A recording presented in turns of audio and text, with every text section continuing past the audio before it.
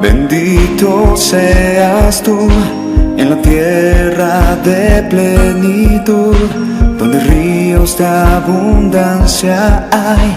Bendito seas tú. Bendito seas tú cuando en un desierto me encuentre, si en valle de sombra estoy. Bendito seas tú. Por cada bendición que brindas, yo te adoraré. Y cuando la tormenta llegue, con gozo yo diré: bendito sea el nombre del Señor, bendito seas tú. Bendito sea el nombre del Señor, glorificado sea tu nombre. Bendito sea el nombre del Señor, bendito seas tú. Bendito sea el nombre del Señor, glorificado seas mi Jesús. Bendito seas tú por el sol que brilla sobre mí, por aquellos que te adoran, Dios. Bendito seas tú. Bendito seas tú por cada prueba que viví, por victorias que tú das, Señor. Bendito seas tú. Bendito seas tú cuando en un desierto me encuentre, si en valle de sombra estoy. Bendito seas tú. Por cada bendición que brindas, yo te adoraré. Y cuando la tormenta venga, con gozo yo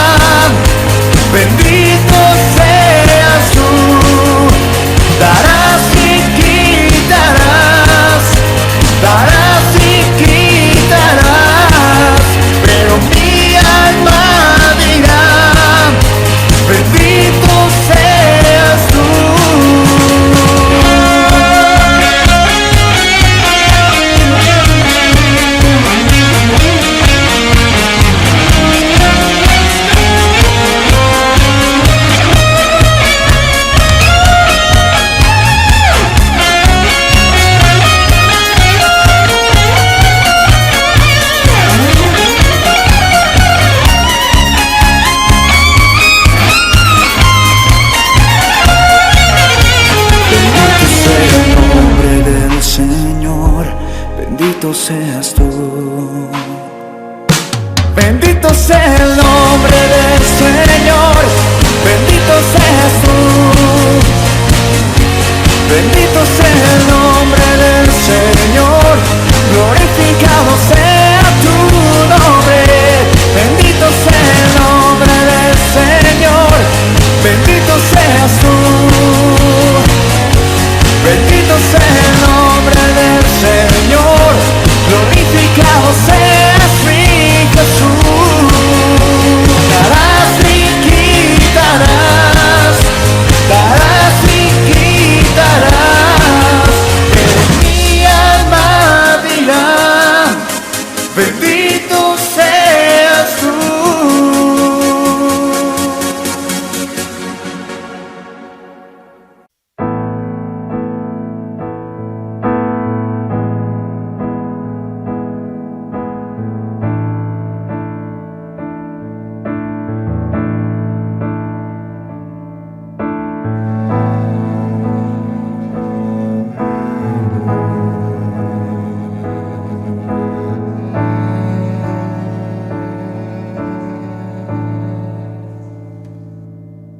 ¿Cómo puede ser que el bueno y justo se hizo hombre y fuera a morir por el más vil pecador? Como siendo yo su enemigo, el sufrimiento en mi lugar tomó en aquella cruz y cargó mi maldad sobre él, su rectitud por la fe mía es.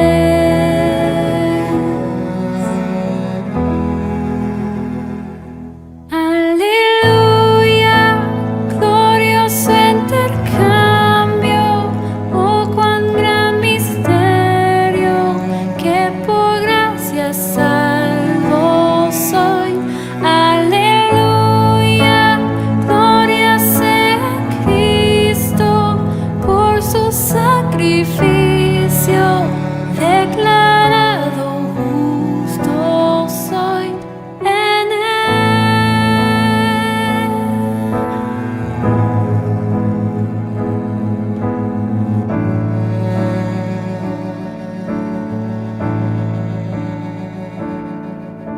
¿Cómo es posible que en Jesús como a su Hijo Él me recibió? Y su nombre llevo hoy, su perfecta vida de obediencia al Padre. Al yo creer, Él me otorgó y perdón me dio, pues cargó mi maldad sobre él, su rectitud por la fe mía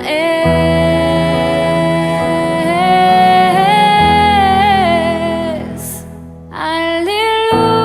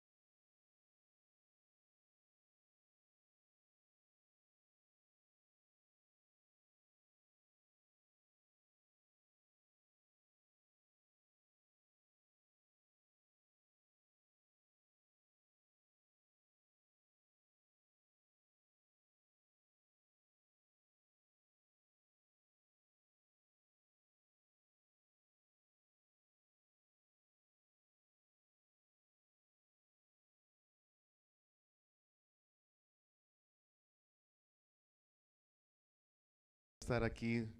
Me alegra mucho que podamos compartir otro domingo juntos, y antes de comenzar quiero que pues entreguemos este tiempo al Señor, ¿verdad? Para que sea Él trayendo la revelación de su palabra a nuestras vidas. Padre, te damos las gracias porque nos permites estar acá, Señor. Te agradecemos por tu buena voluntad y tu gran misericordia para con nosotros, que nos permites estar aquí adorándote, alabándote, Señor, y también pues para recibir tu palabra.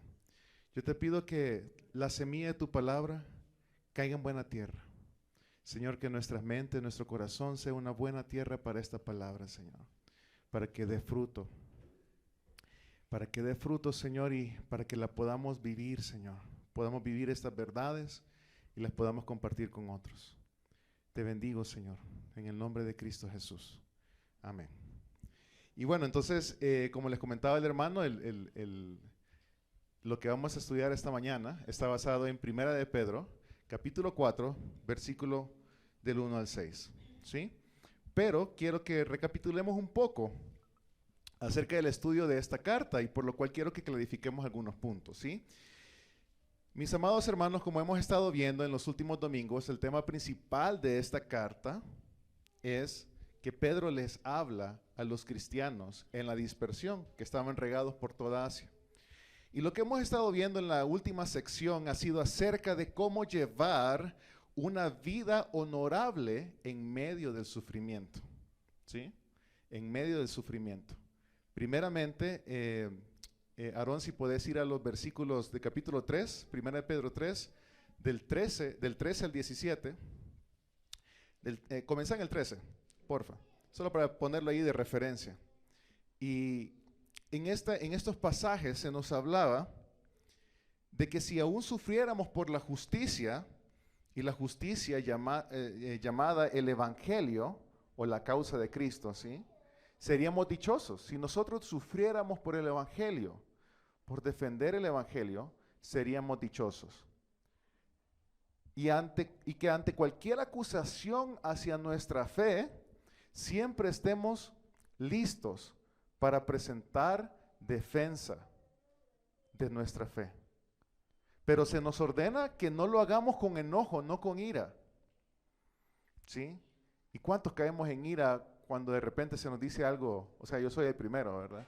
Cuando de repente se nos dice algo en lo cual no estamos de acuerdo, o de repente se nos dice algo que nos daña o que nos sentimos heridos, caemos en ira. Y ¿sabe qué? Sin embargo, aquí el versículo 14, ¿sí? El siguiente. Ahí está, miren. Sino santificad al Señor Dios en vuestros corazones, y estad siempre aparejados para responder, ¿con qué? Con mansedumbre y reverencia. ¿Qué es reverencia? Con honor, con respeto. A cada uno que os demande razón de la esperanza que hay en vosotros. Solo que cambiarle la versión a la NBLA. Eso.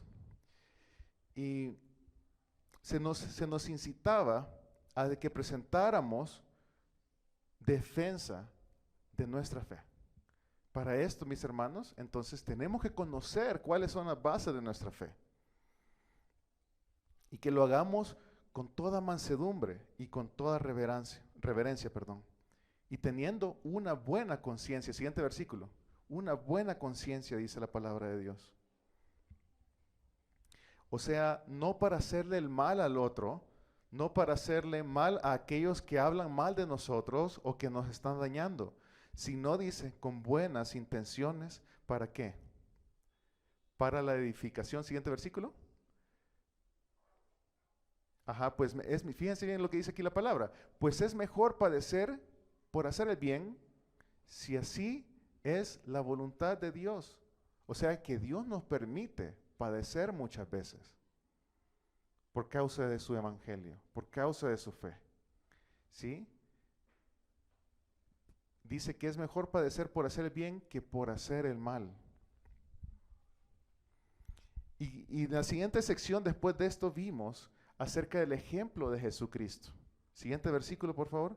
Acerca del ejemplo de Jesucristo. ¿Cuál es el ejemplo? Porque dice, porque también Cristo murió por los pecados, ¿cuánta? Una sola vez. ¿Quién murió? El justo por todos nosotros, los injustos, para llevarnos a Dios, muerto en la carne, pero vivificado en el Espíritu. Y ese es el principio del sufrimiento, ¿sí? Que es sacrificial. ¿Por qué? Si tenemos el ejemplo de Cristo que murió por causa del Evangelio, de las buenas nuevas, de las buenas noticias de Dios, ¿cuánto más nosotros deberíamos de estar dispuestos a sufrir por causa del Evangelio, por causa de la fe? ¿Sí? Y ese es el sentir que vimos en esa primera sección. Entonces, la siguiente temática que estudiamos es esta, es acerca del sufrimiento por la justicia, el modelo que nos dio Cristo, que es esto que acabamos de leer. Y de ahí estudiamos otra sección en donde se habló acerca del bautismo y se hizo una comparación entre cómo las aguas del diluvio destruyeron toda la maldad que hubo en la tierra en los días de Noé, ¿sí? Y se habla acerca de la comparación del bautismo. Cómo las aguas del bautismo, cuando uno lo sumergen, representa la muerte a la vida pasada, esa destrucción que hay a esa vida pasada de pecado, y somos resucitados entonces a una vida nueva en Cristo. Eso es lo que hemos estudiado hasta ahorita, mis hermanos.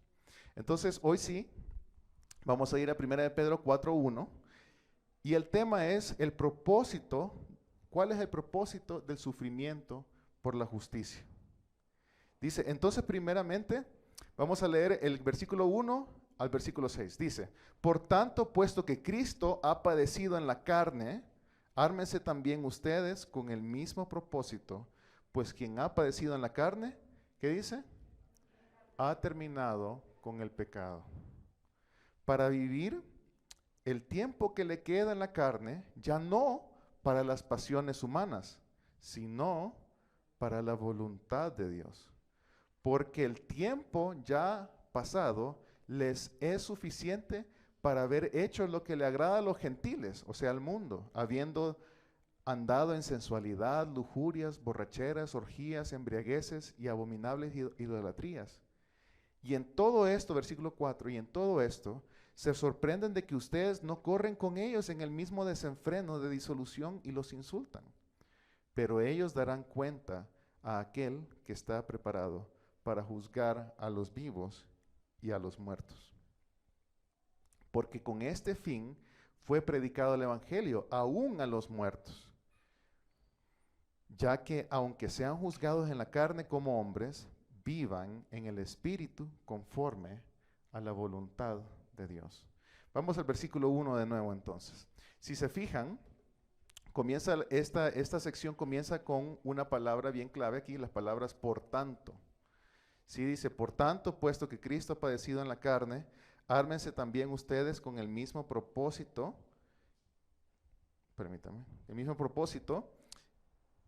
pues quien ha padecido en la carne ha terminado con el pecado. Y fíjense bien, ese por tanto, dice, es un conector entre ideas, pero ¿qué es lo que está conectando? Y si se recuerdan en lo que hablamos hace unos minutos, justamente viene hablando de cómo debemos de sufrir por el Evangelio, ¿sí? Lo que hemos venido estudiando anterior a esto es cómo nosotros debemos de tener esa disposición que Jesús tuvo de sufrir por el Evangelio. Debemos de soportar el sufrimiento de una buena manera, presentando defensa del Evangelio ante aquellos que nos acusan, teniendo el mismo espíritu de nuestro Señor Jesús, quien murió por nosotros, que somos injustos. ¿Para qué? Para llevarnos al Padre. Dice, pues, por tanto, puesto que Cristo ha padecido en la carne, ármense también ustedes con el mismo propósito. En este versículo se nos hace una invitación de armarnos con un propósito, con el mismo propósito que tuvo Cristo, que estuvo dispuesto a sufrir en la carne, a morir. Debemos de estar dispuestos a morir a nosotros mismos, sabiendo que podemos ser triunfantes aún estando en el sufrimiento, de la misma manera en que Cristo fue triunfante en el sufrimiento. Y esta era la actitud de los cristianos del siglo I, en donde estaban aún dispuestos a morir en circos romanos por su fe. Entonces, en otras palabras, el cristiano debería aceptar de forma voluntaria la posibilidad latente aún de morir por la fe. Y yo no soy el primero que está dispuesto a hacer eso, mis hermanos. Pero ¿cuántos deberíamos de comenzar por lo menos a estar dispuestos a morir a nosotros mismos día a día? A poner al otro por encima de nosotros. Nos cuesta, hermanos. Es una lucha que llevamos diariamente. La invitación de Cristo ha sido que llevemos su cruz todos los días. ¿Y qué es llevar la cruz, mis hermanos? Si no es... La cruz conduce a la muerte, mis hermanos. ¿Sí? A la muerte. Eso quiere decir que día a día llevemos esa cruz a nuestra propia muerte. A la muerte de nuestros propios deseos. A la muerte a hacer lo que yo pienso siempre, a ganar todas las peleas. Esa cruz, a dejar esa vida pecaminosa atrás. Dice, pues quien ha padecido en la carne ha terminado con el pecado. Lo más probable es que, esta es una redacción un poco difícil de interpretar, pero debemos de hacerlo a la luz de 1 de Pedro 2:24, la primera parte de ese versículo. 1 de Pedro 2:24, que dice, ¿ya lo tenemos aquí? Dice, Él mismo llevó nuestros pecados en su cuerpo, sobre la cruz, ¿a fin de qué? De que muramos nosotros al pecado. O sea, no tengamos parte en el pecado y vivamos, ¿a quién? A la justicia. Y cuando habla de la justicia, usualmente se relaciona con el Evangelio, ¿sí? A la palabra de Dios. Y por lo tanto el versículo de 1 de Pedro 4:1, al final, en eso que dice, pues quien ha padecido en la carne ha terminado con el pecado, este versículo habla del deseo de que nosotros deberíamos de tener de no pecar, debido a que nos identificamos, nos queremos parecer con Cristo. Y eso nos debería de dar poder y motivación para no pecar. En otras palabras, mis hermanos, lo que está diciendo aquí es de porque juntamente estamos crucificados con Cristo. ¿Qué dice el versículo? Ya no vivo yo, mas ¿quién vive en mí? Mas Cristo vive en mí. Y lo que ahora vivo en la carne, lo vivo en la fe del Hijo de Dios, ¿sí? Entonces, ese es el sentir de este versículo, mis hermanos. Dice, pues quien ha padecido en la carne ha terminado con el pecado. Y eso es lo que nosotros deberíamos de orarle al Señor cada día. Y por eso necesitamos estudiar la palabra, porque la palabra es la que nos exhorta. La palabra es la que nos edifica y nos enseña por dónde debemos de andar. Si usted se ha dado cuenta que usted tiene problemas, no sé, con la mentira, con la ira, con X, Y, Z, otros pecados, créame que no es por su propia fuerza de voluntad que usted va a salir de ahí. Únicamente la palabra, a través del poder del Espíritu Santo, es la que vivifica, ¿sí? Es la que nos hace morir a nosotros mismos. Entonces, nuestro cese total del pecado ocurrirá primeramente en el cielo. En esta vida, mis hermanos, vamos a tener que estar luchando constantemente con el pecado. Y hasta que lleguemos a ser glorificados, a estar en el cielo, si decimos que no hemos pecado, mis hermanos, nos engañamos a nosotros mismos. ¿Y sabe qué dice 1 de Juan 1:8-10? Que la verdad no está en nosotros. Sin embargo, en Cristo hemos muerto al derecho que el pecado tiene sobre nosotros. Entonces ahora en Cristo, mis hermanos, tenemos la posibilidad de tener realmente un libre albedrío en donde podemos decidir hacerle caso al Señor en su palabra o seguir nuestras propias concupiscencias o nuestros propios deseos pecaminosos. Hoy tenemos el poder de decisión. Dios nos ha dado ese poder de decisión porque podemos decidir creerle al Señor y actuar en base a fe y seguir su palabra, o seguir con nuestro pecado.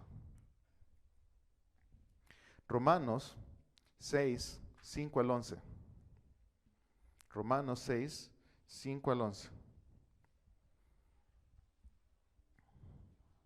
Esto dice, porque si hemos sido unidos a Cristo en la semejanza de su muerte, ciertamente seremos también en la semejanza de su resurrección.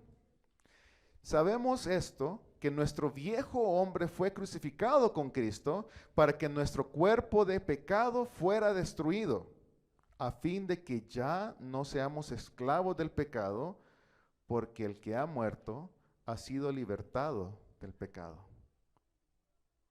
Eso se conecta muy bien con Gálatas 2:20, ¿sí? En donde nosotros estamos juntamente crucificados con Cristo.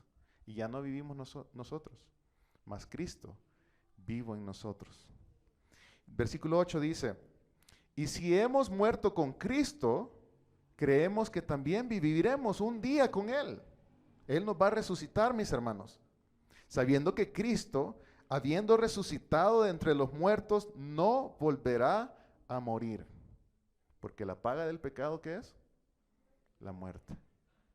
¿Sí? La muerte ya no tiene dominio sobre Él. Porque en cuanto a que Él murió, murió al pecado de una vez para siempre. Pero en cuanto Él vive, vive para Dios. Y este es el sentir de lo que viene hablando Pedro acerca del bautismo, por ejemplo. Es una representación de que nosotros morimos a nuestra vieja vida y somos resucitados con Él. Reflejando la promesa de la glorificación que se va a dar, mis hermanos, cuando ya se nos llame al santo juicio que Jesús va a hacer sobre toda la creación. ¿Sí? Versículo 11 dice, así también ustedes considérense muertos para el pecado, pero vivos para Dios en Cristo Jesús. ¿Sí? Todos los días, mis hermanos, considerémonos muertos al pecado, pero vivos para Dios. Ya no vivimos esta vida para nosotros mismos, mis hermanos.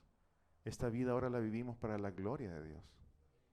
Todo lo que hacemos en el trabajo, en la escuela, con nuestros amigos que no son cristianos, todo debe ser para la gloria de Dios. ¿Sí? Romanos 8:11. Romanos 8:11.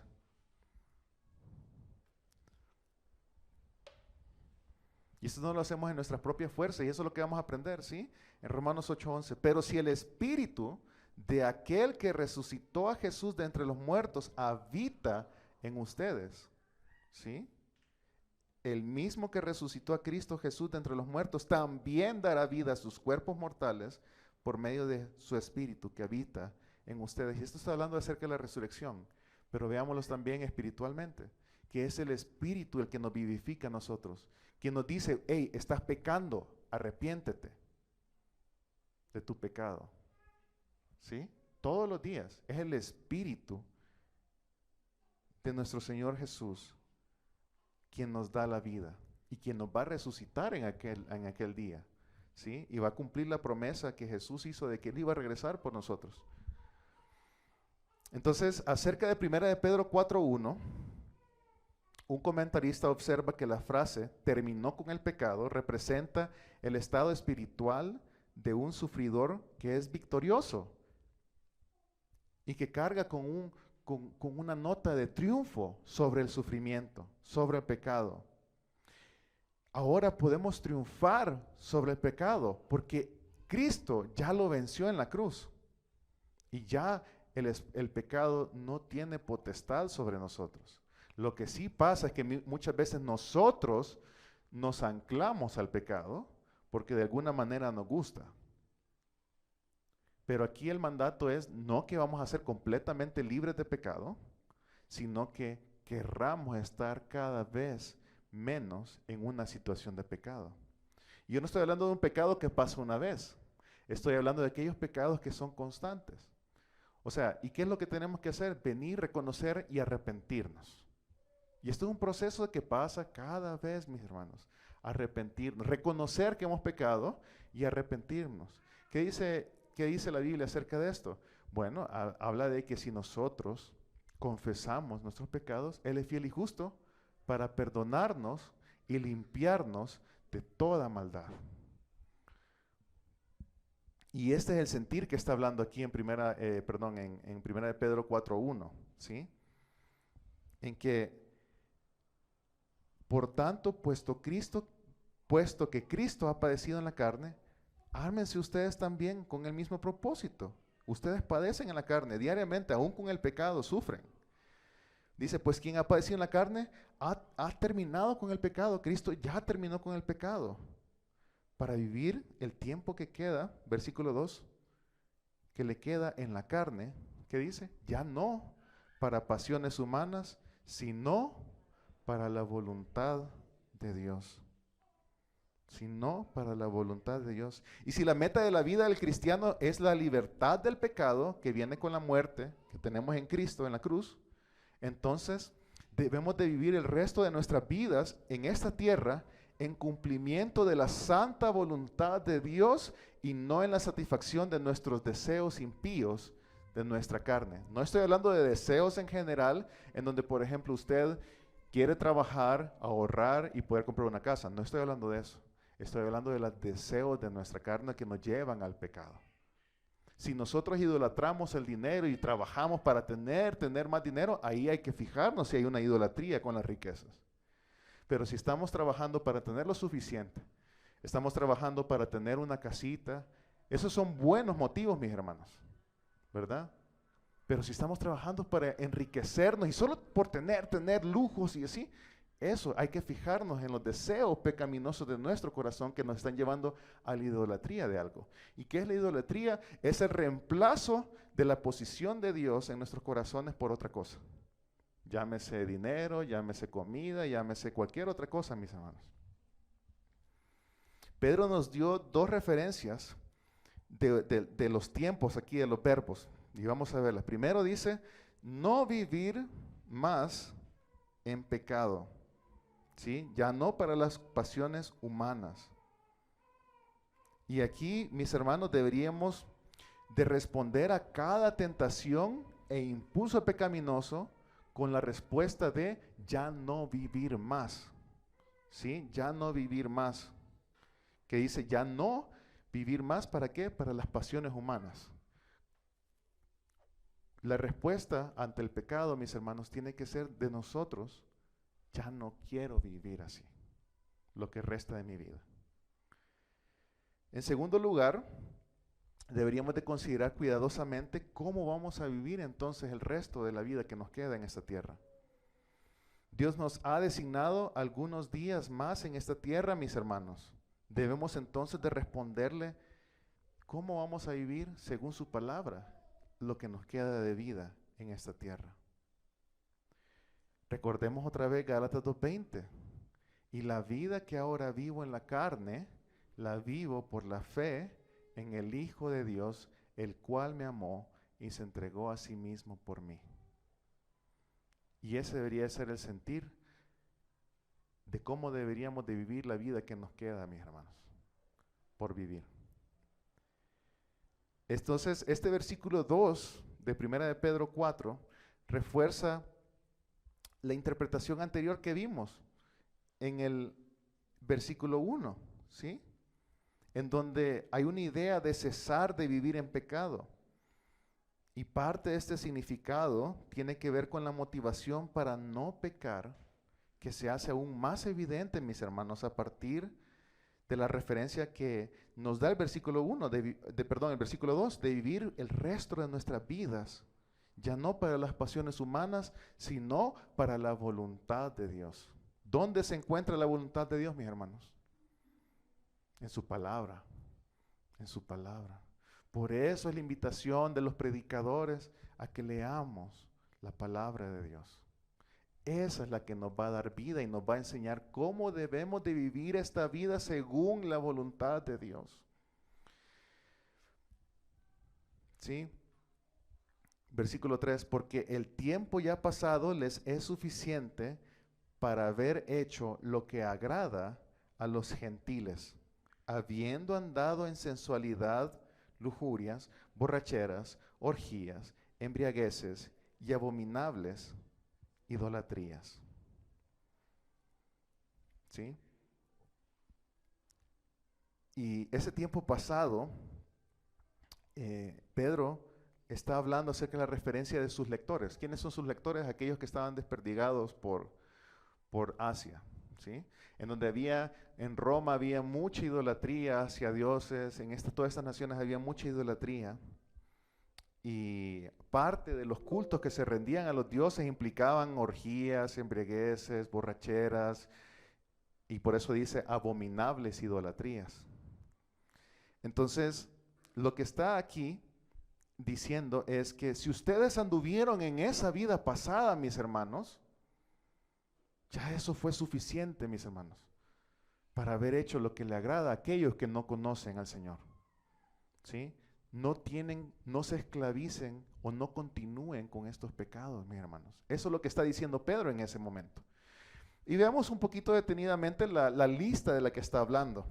Sensualidad. Sensualidad es la complacencia, o lascivia en otras versiones, es la complacencia desenfrenada de los propios deseos, especialmente los del placer de los sentidos. No es exactamente sexuales, sino que de aquellos placeres que tienen los sentidos.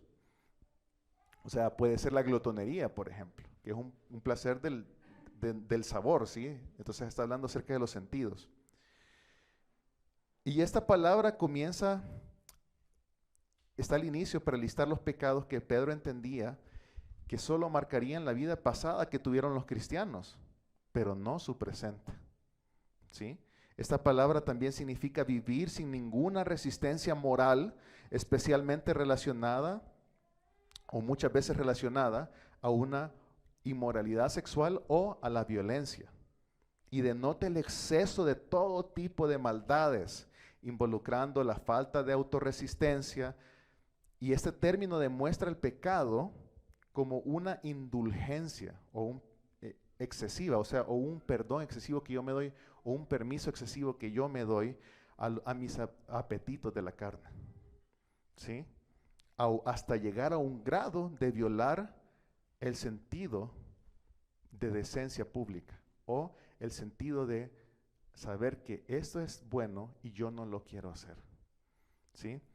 Habla de lujurias también el versículo, y esta palabra es habitual para hablar de los malos deseos que a menudo se relacionan aquí, sí, con la inmoralidad sexual, pecados sexuales, adulterio, fornicación, etcétera, etcétera.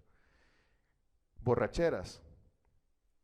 Este es el uso excesivo de alcohol que conduce a la embriaguez, que frecuentemente es condenado a través de las Escrituras. Orgías.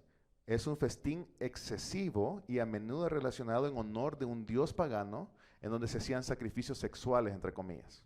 ¿Sí? Se tenía sexo ilícito en estas fiestas.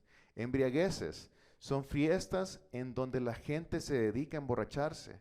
Abominables idolatrías. Se refiere a la adoración de los otros dioses, pero en particular a sacrificios que son abominables a la moral. Y un ejemplo eran sacrificios humanos que se hacían a dioses paganos, mataban a bebés para satisfacer al dios pagano. Y de eso está hablando Pedro, ¿sí?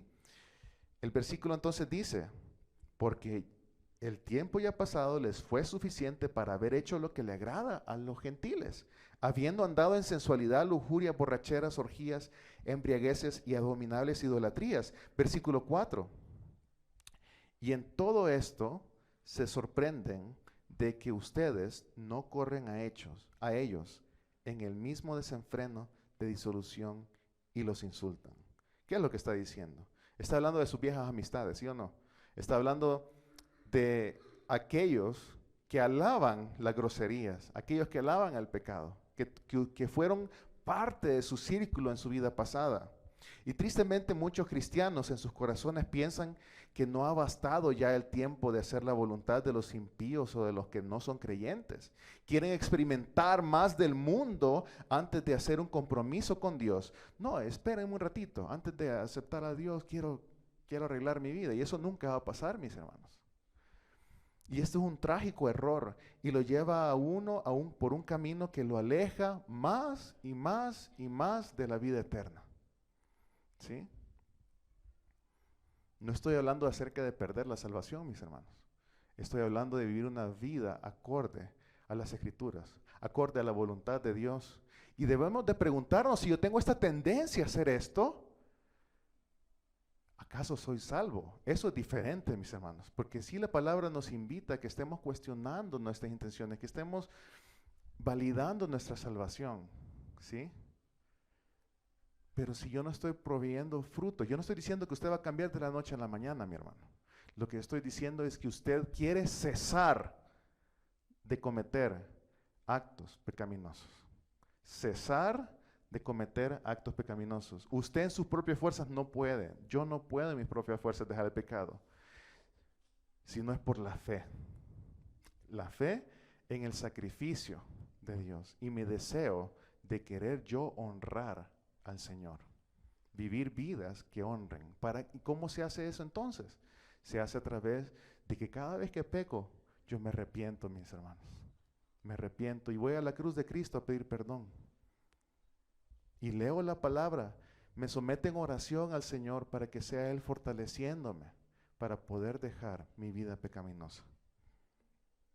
Versículo 4 dice, y en todo esto se sorprenden de que ustedes no corren con ellos en el mismo desenfreno de disolución y los insultan. ¿O cuánto no les ha pasado que usted de repente vino al Señor y tenía amigos con los que usted salía de parranda, no sé, de fiestas, como le dicen aquí? Y de repente dicen, ¿y usted por qué ya no sale conmigo? Mirá que vos te volviste religioso, que vos aquí, que ya. Y de eso está hablando este versículo, ¿sí? Se sorprenden de que ustedes no corren con ellos otra vez al desenfreno de disolución y los insultan.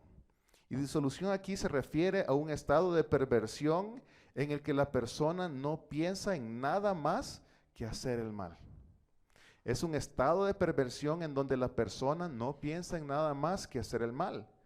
Aquí la imagen corresponde a una, digamos, gran multitud que se desemboca en una carrera salvaje y alocada para ir a hacer actos pecaminosos.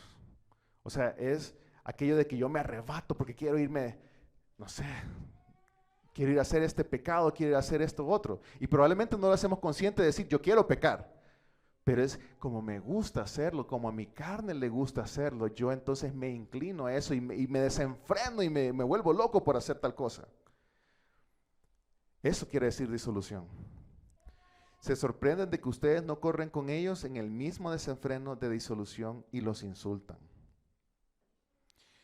Cuando no, y eso de y los insultan quiere decir que cuando no practicamos el pecado con la gente que nos rodea, con los amigos que solíamos tener, con el círculo en el que andábamos, y condenamos a aquellos que sí practican su pecado, a estas personas obviamente no les va a gustar.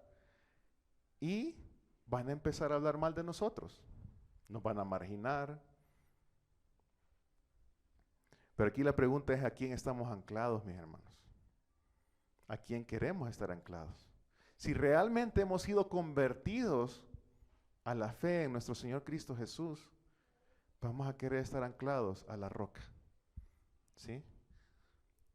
Y no es que yo voy a marginar a mis amigos que no son creyentes, pero no voy a compartir lo que ellos hacen, sino que al contrario, con mi ejemplo, puedo compartir de las buenas nuevas de las cuales yo he venido a creer. Y esa es la idea. En resumidas palabras, el versículo 4 habla de cómo las ceremonias de religiones paganas en el contexto de Pedro eran una parte integral de la vida cotidiana romana. ¿Sí? Los cristianos eran obligados a evadir lo que pareciera a sus cercanos, a sus compañeros, que eran actos totalmente perversos, ¿sí? Y eran llamados a apartarse de esta vida. Versículo 5, pero ellos darán cuenta. ¿De quiénes está hablando? De toda esta gente, sí, que practica esta vida pecaminosa. Pero ellos darán cuenta a aquel que está preparado para juzgar a los vivos y a los muertos. Porque ese día viene, mis hermanos. ¿Sí? Y está más cerca que nunca. Cada día que pasa está más cerca ese día. Y ahí van a ver, todo el mundo va a atestiguar la fe en la que hemos creído, mis hermanos. Porque la justificación, la santificación y la glorificación pueden ser conceptos en nuestras mentes nada más. Por la fe los creemos y vivimos de acuerdo a esas verdades. La justificación en el sentido de que yo era injusto, alguien murió por mí que era justo y me hizo justo a través de ese sacrificio ante los ojos de Dios. La santificación es aquella vida que el Señor me va dando, que me va apartando cada vez del mundo, porque santo quiere decir apartado. Entonces me va apartando cada vez del mundo y me va convirtiendo a mí a alguien que se parece cada vez más a Cristo. Entonces, ¿en qué termina esto? En la glorificación. La glorificación es prácticamente cuando Dios cumple su promesa, ¿sí? Y ejecuta la salvación final, ¿sí? Y nos sienta en lugares celestiales juntamente con Cristo, ¿sí? Y eso es lo que está diciendo aquí. Pero aquellos que no han creído y no están dispuestos a vivir esta fe, mis hermanos, dice, va a venir ese juicio también. Porque todos vamos a dar cuentas. Van a ser dos tipos de juicios diferentes, en el sentido de que a los que han creído, a los elegidos, esos van a ser un juicio de obras, de recompensa de las obras que hemos realizado. ¿Han sido obras en nuestra carne o han sido obras del Espíritu Santo? Pero aquellos que no han sido escogidos y que van a ir a la perdición, va a ser un juicio acerca de la tipo de condena que van a cumplir eterna.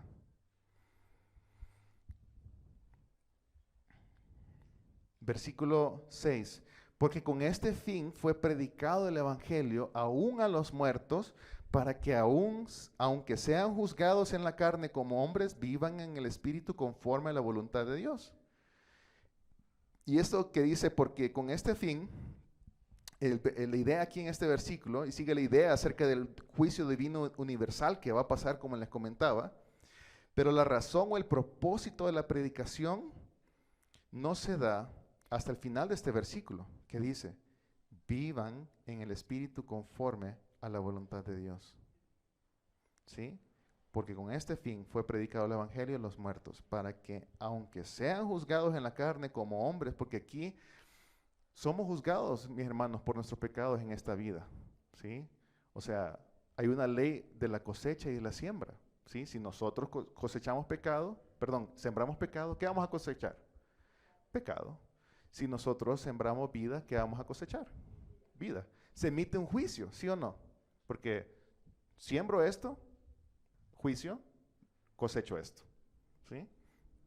Y dice, porque con este fin fue predicado el Evangelio, para que, aunque sean juzgados en la carne, y ese es el tipo de juicio que vivimos en esta carne, que nos santifica, por cierto, mis hermanos, ¿sí? Las pruebas, el sufrimiento, todo esto nos santifica, nos aparta cada vez del mundo si ponemos nuestra esperanza en el Señor. Dice, para que aunque sean juzgados en la carne como hombres, vivan en el Espíritu. Porque el propósito de que seamos pasados por pruebas es para que podamos vivir en el Espíritu conforme a la voluntad de Dios, mis hermanos.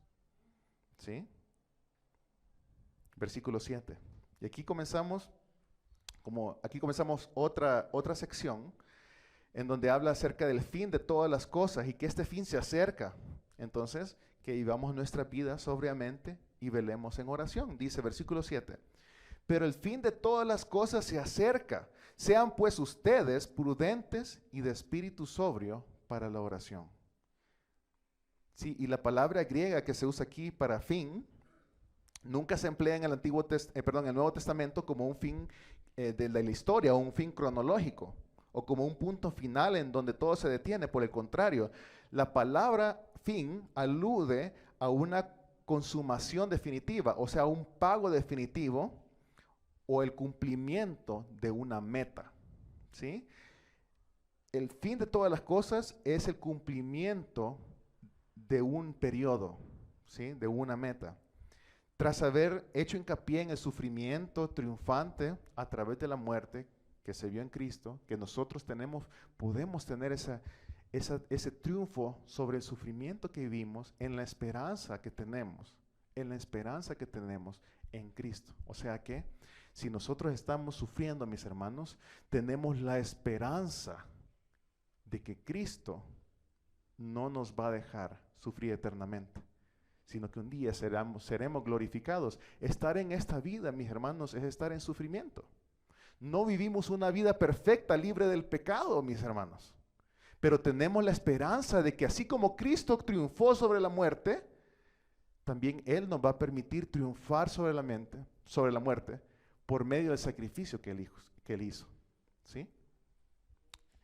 Entonces, sigue hablando aquí Pedro acerca de este juicio que va a venir, porque todas las cosas van a terminar y esto se acerca. Entonces se nos hace una invitación, mis hermanos. ¿A qué? ¿A qué se nos hace la invitación según este versículo? A ser prudentes y de espíritu sobrio. ¿En qué? En oración.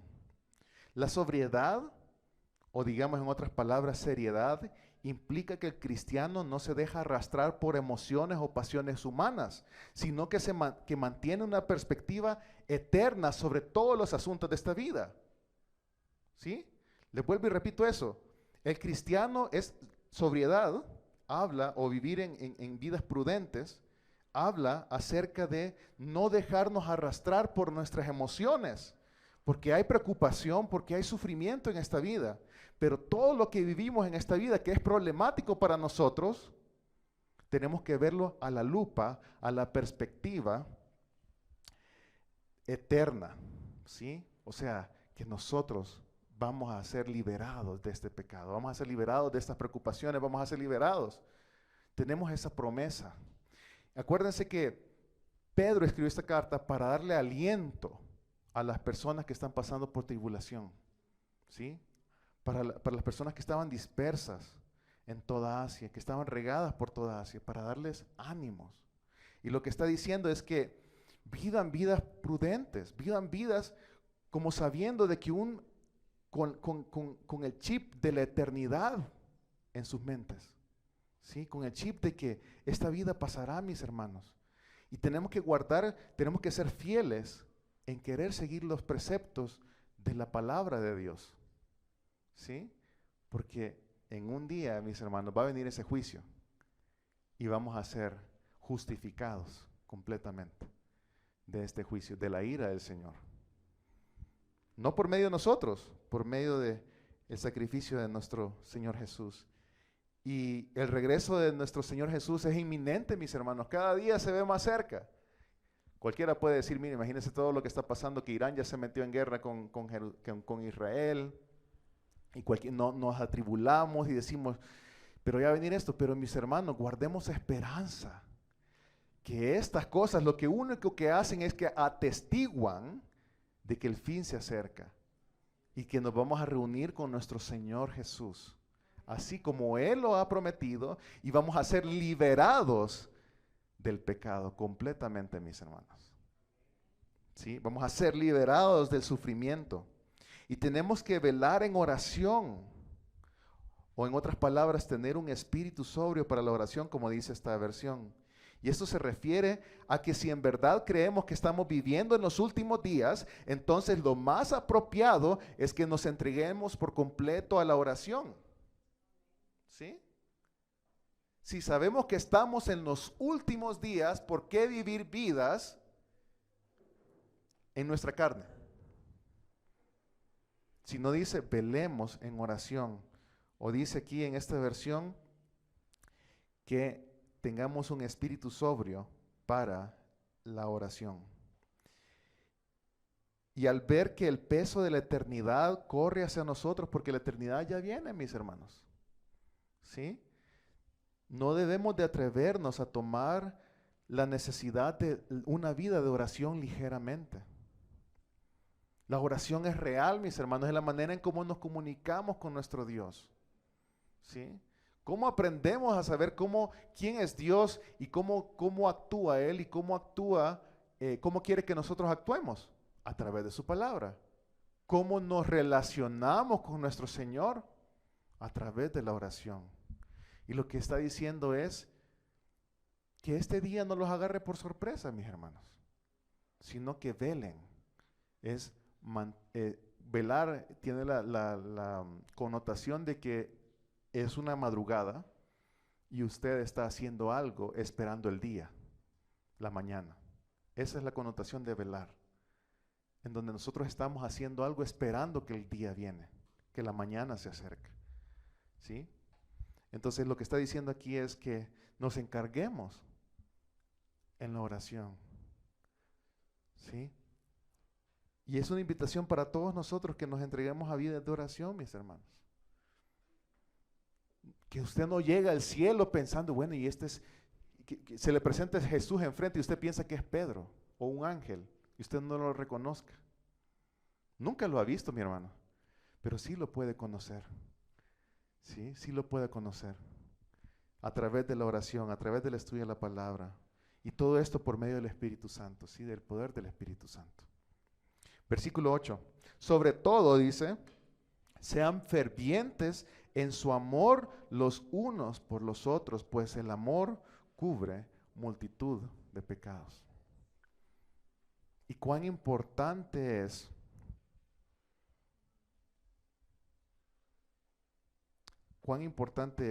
el amarnos los unos a los otros. Y la idea que Pedro viene hablando en el capítulo 2, por ejemplo, es de que todos nosotros somos piedras vivas, que van armando un templo, en donde la piedra del ángulo, o sea, la piedra base, es nuestro Señor Jesús. ¿Sí? Y nosotros somos la iglesia, que es el templo vivo de nuestro Señor Jesús. ¿Sí? Porque el templo en el Antiguo Testamento era un edificio, era este lugar y tenía, digamos, diferentes tipos de secciones. Estaba una sección donde estaba el arca y digamos que ahí estaba la presencia de Dios. Pero cuando Cristo murió, ¿qué pasó? Se rompió el velo que dividía el lugar donde solamente el sumo sacerdote podría entrar, porque los demás eran muertos en el instante por la santísima presencia de Dios. La santidad de Dios los mataba porque estaban en pecado, ¿sí? Y en la presencia de Dios no puede haber pecado. Sin embargo, ¿qué fue lo que pasó cuando Jesús murió? Se rompió ese velo, mis hermanos, que separaba ese lugar santo, y ahora cualquiera puede entrar a la presencia de nuestro Señor, ¿sí? Por medio de la justificación que recibimos a través de la cruz de nuestro Señor Jesucristo.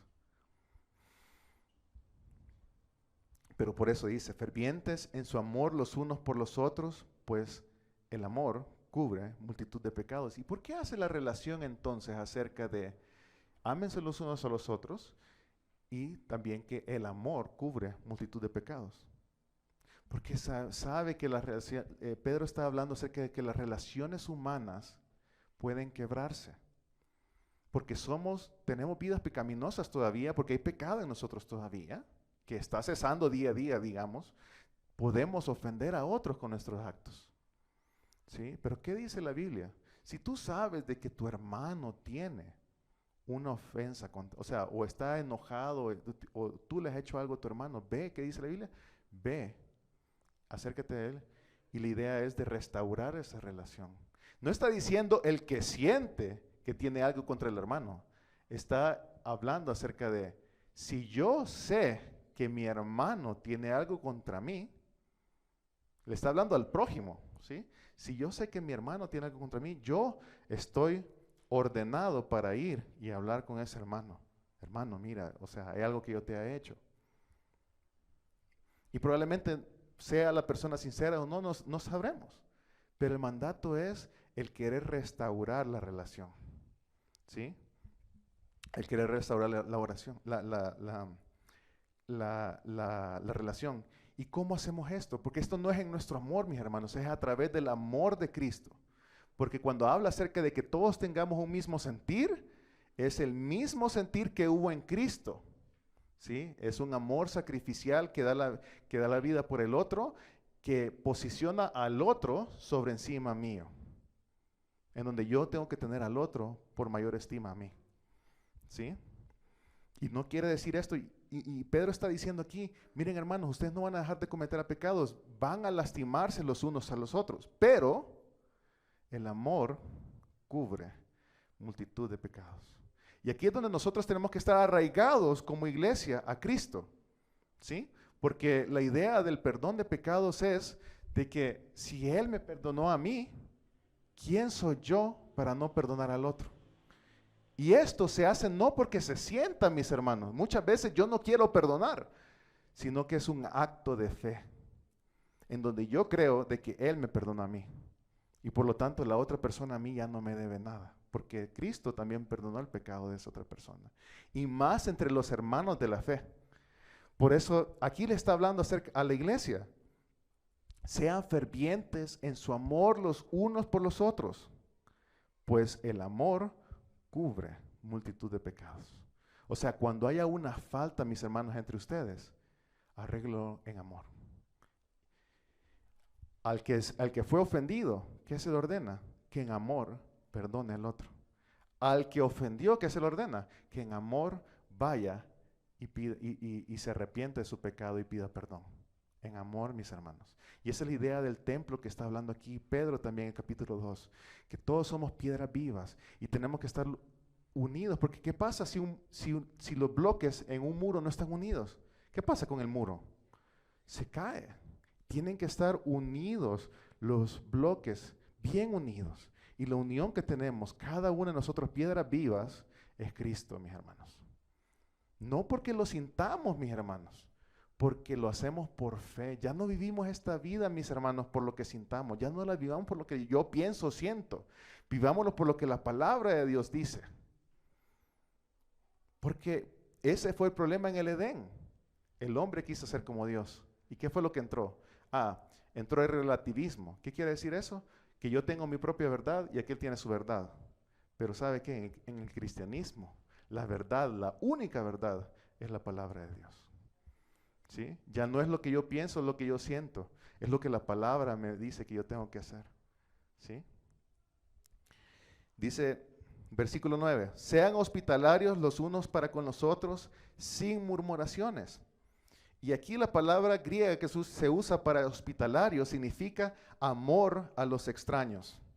El amor es algo muy práctico y no solo emocional. En el tiempo de Pedro el amor incluía abrir las puertas de la casa y cuidar de los cristianos que eran necesitados.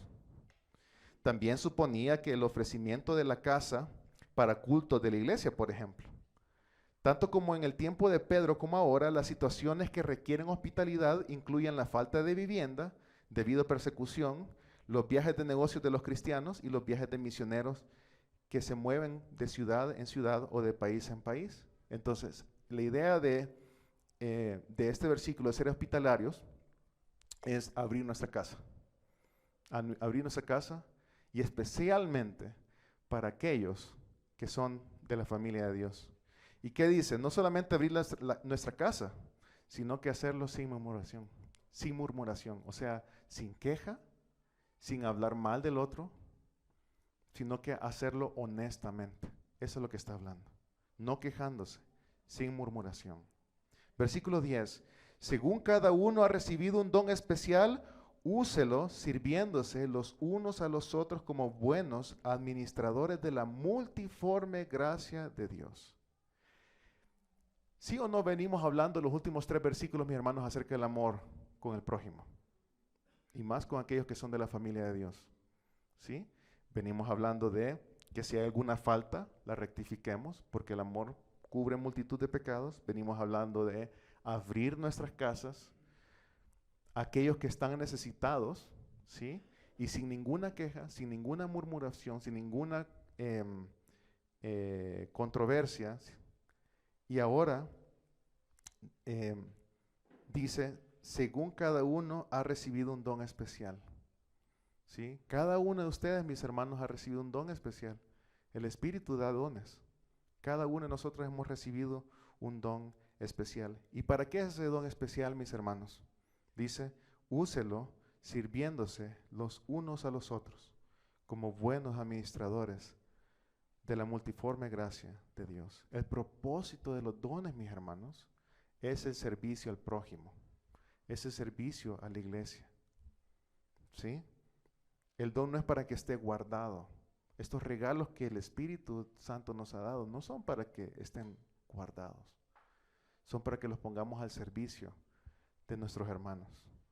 Y el amor se demostrará por sí mismo al dar a la familia de la iglesia lo que Dios nos ha dado a nosotros como dones. Al hacer esto somos buenos administradores de las muchas facetas Eso quiere decir multiforme, las muchas caras, las muchas facetas de la gracia de Dios que nos ha dado. Y ya terminando, mis hermanos, Romanos 12, 3 al 6. Romanos 12, 3 al 6. Vamos a leer un poquito y profundizar acerca de los dones y los regalos que Dios nos ha dado.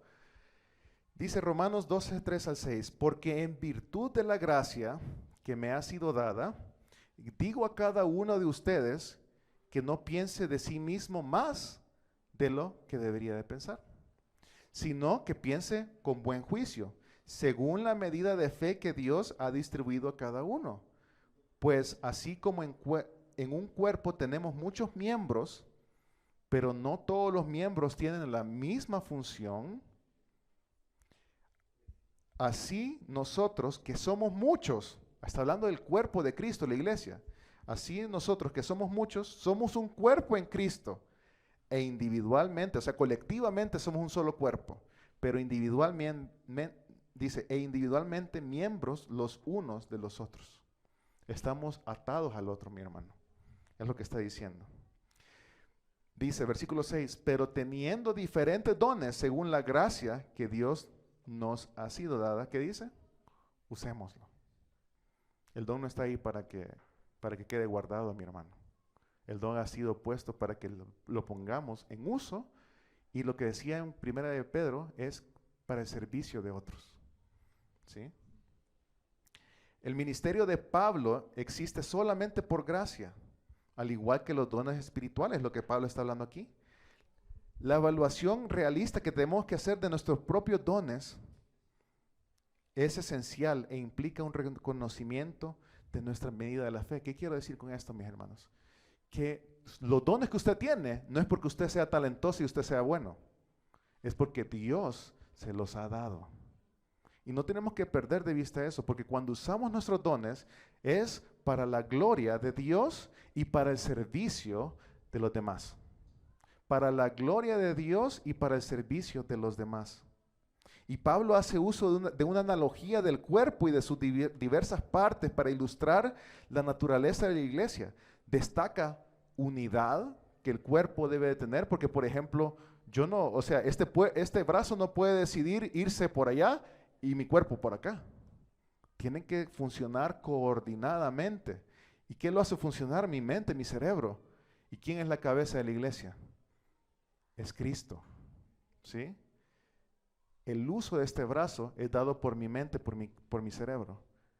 El uso de nosotros como miembros es dado por Cristo.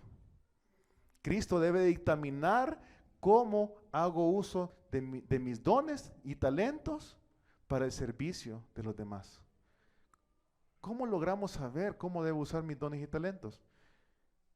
Hermano, hermana, en oración, pregúntele al Señor, que el Señor le dirija cómo usted debe usar sus dones y talentos para el servicio de la iglesia y para la gloria de Dios.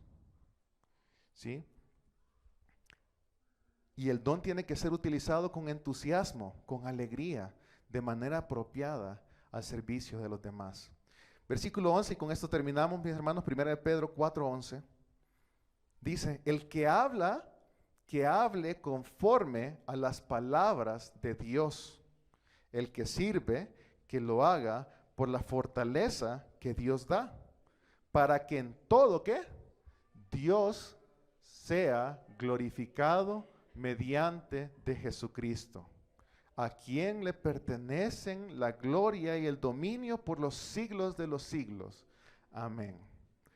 Pedro implica que existen dos categorías de dones, primero los de habla y después los de servicio. Y esta distinción es clara en las listas. Si usted lo quiere leer por ahí, lo anota en Romanos 12 y en 1 Corintios 12. En estos dos capítulos puede leer acerca de los dones. No lo vamos a leer hoy. Pero debemos de entender que cada miembro es importante y cada uno tiene un trabajo específico por hacer. Para eso se nos fueron dados los dones, mis hermanos. Y les voy a poner un ejemplo. Un hombre estaba reconstruyendo el motor de su cortadora de césped. Y cuando terminó, tenía una pequeña pieza que le sobró. Y no podía recordar dónde iba esta pieza. Entonces, él encendió el motor y digamos que funcionaba bien.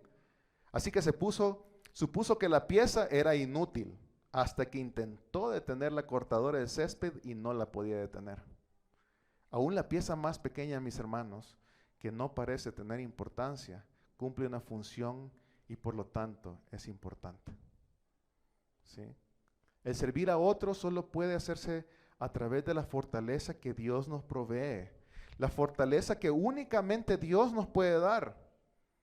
No para nuestra propia gloria, mis hermanos, sino para que a Él le pertenezca la gloria, para que en todo sea glorificado Dios mediante Jesucristo, quien da los dones, y a quien le pertenece la gloria y el dominio por los siglos de los siglos.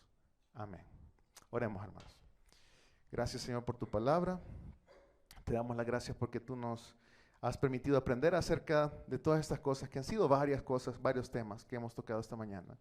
De estar primeramente dispuestos a sufrir por tu palabra, por tu evangelio, por Jesucristo.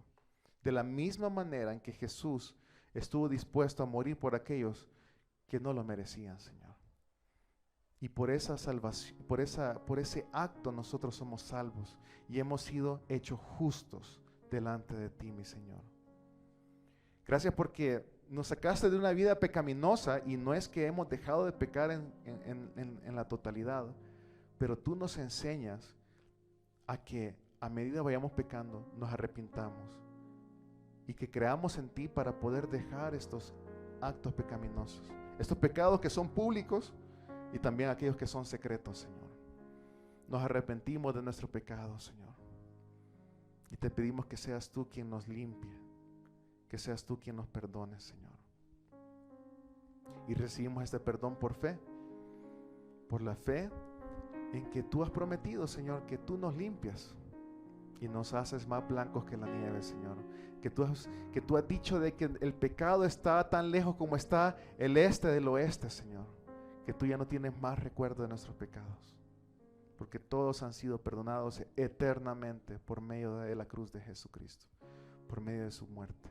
Y tenemos la esperanza de que tú nos vivificarás, nos glorificarás, Señor, así como tú le permitiste a Jesucristo tener la resurrección. Así mismo nosotros vamos a resucitar un día y estaremos completamente contigo, Señor. Y este cuerpo que ahora es de carne y de muerte va a ser glorificado, Señor, y va a ser hecho perfecto, no por nuestras buenas obras, sino por la obra que Cristo hizo en la cruz, la cual no merecemos y recibimos por gracia, Señor. Gracias, Padre, por tu palabra. Gracias por exhortarnos a vivir vidas que quieran cesar de pecar, Señor.